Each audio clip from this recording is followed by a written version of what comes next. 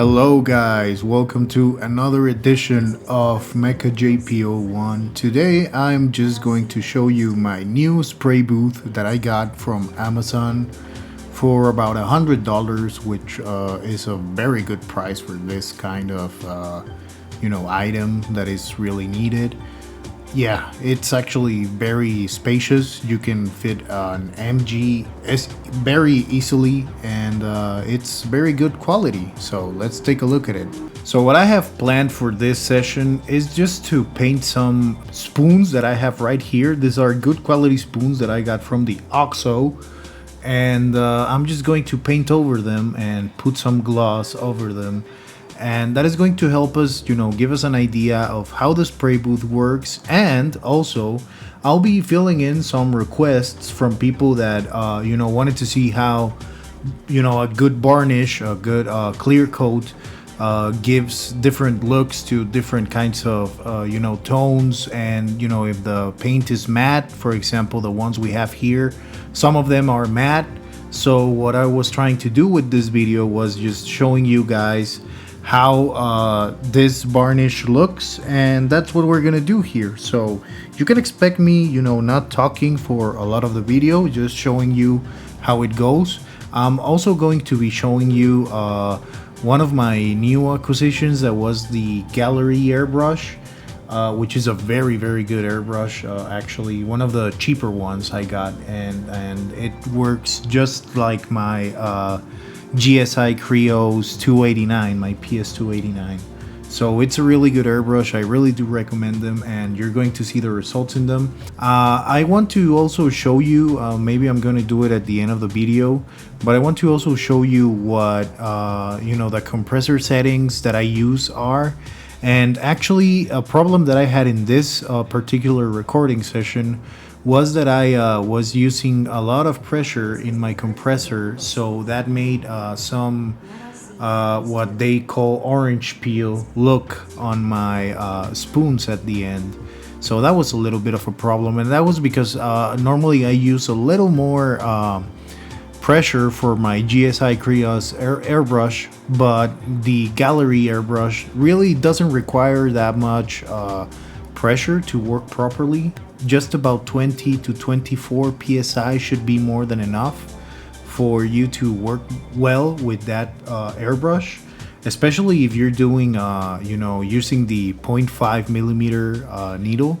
You're going to need to lower your pressure a bit, because it's going to spit the pressure, the paint, very quick. So you gotta be careful with that. And well, just let's check it out, and let's put some gloves over the spoons and just have fun, okay?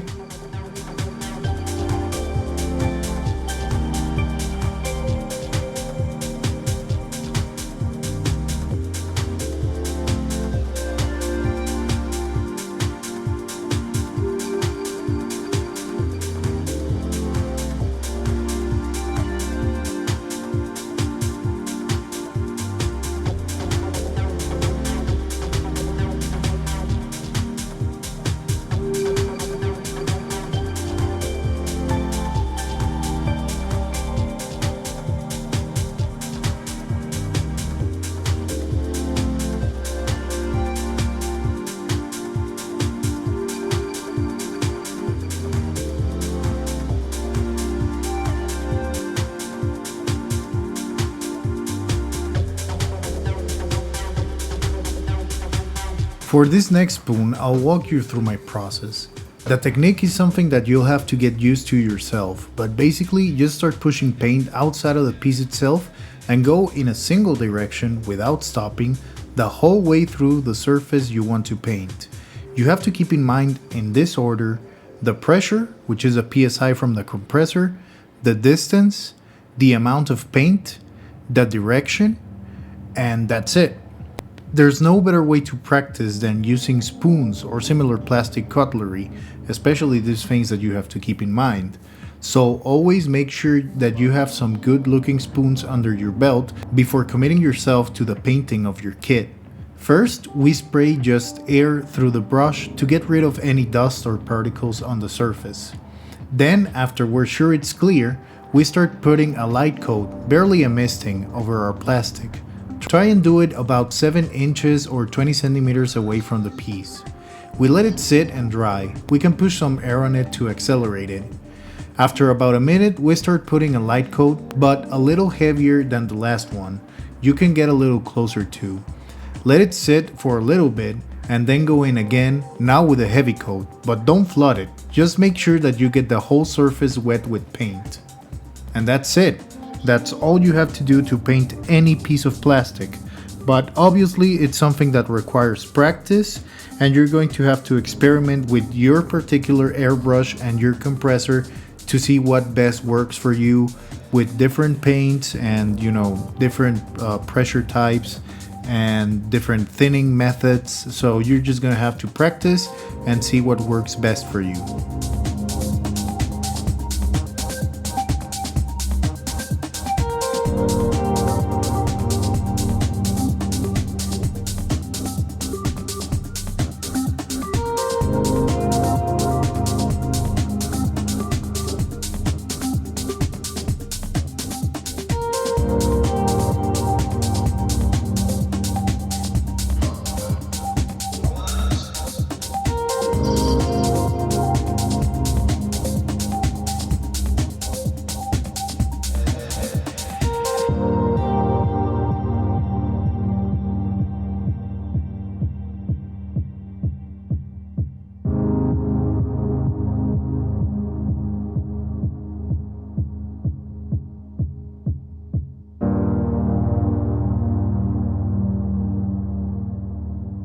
Right here I'm showing you the results of the gloss clears. I would say that this is just the application of a light to heavy coat, but as I said earlier, we have some mixed results because of the pressure, but we still got some good results as you can see right now. So yeah, let's look at them.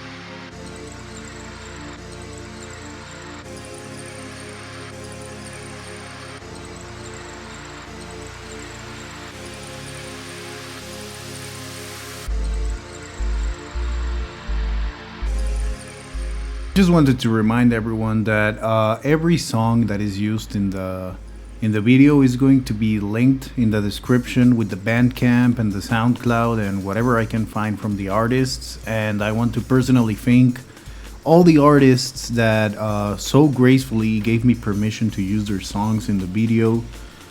Thank you very much to everyone. You guys are great, and I hope that this series of videos help as a kind of like a showcase of the electronic artists that I find in SoundCloud that are actually very, very good.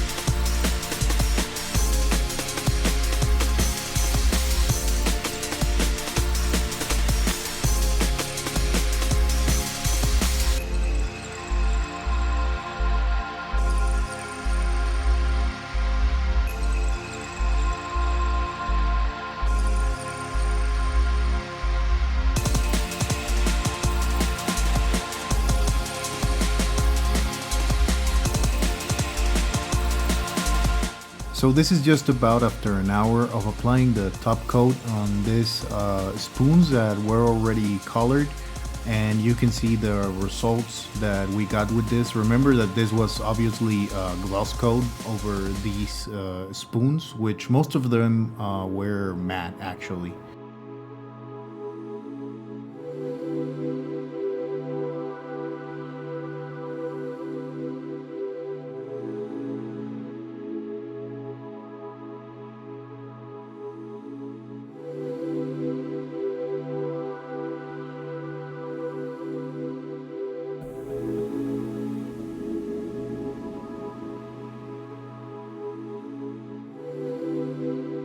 Here I'm showing you the black spoons that I painted over the gray primer, so you can take a look at them and look at the difference between a matte and a gloss, paint.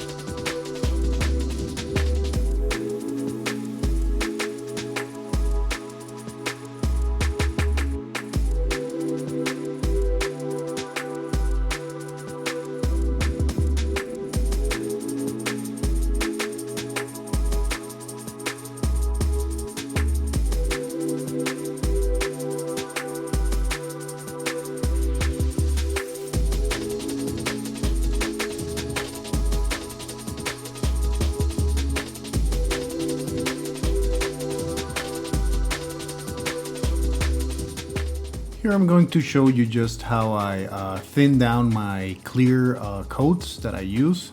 This is just Tamiya X22 clear and Mr. Color, the normal clear that they have.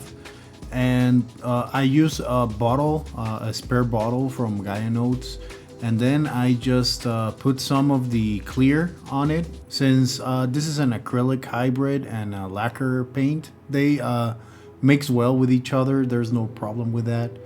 And you're just gonna do it about half and half, or if you want to really thin it down and make it last, you can go 1 part paint, 2 parts thinner. But usually people go 1 part paint, 1 part thinner. I like to go about 1 part paint and 1.5 parts thinner.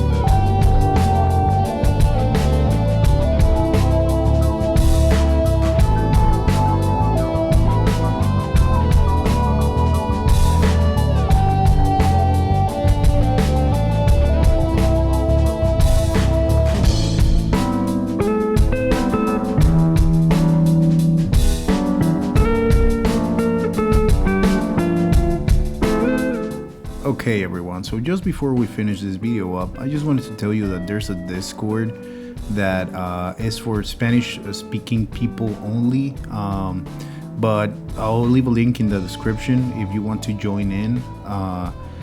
You're all also welcome if you're English speaking, but for the moment we only have Spanish speaking people in the Discord, so yeah.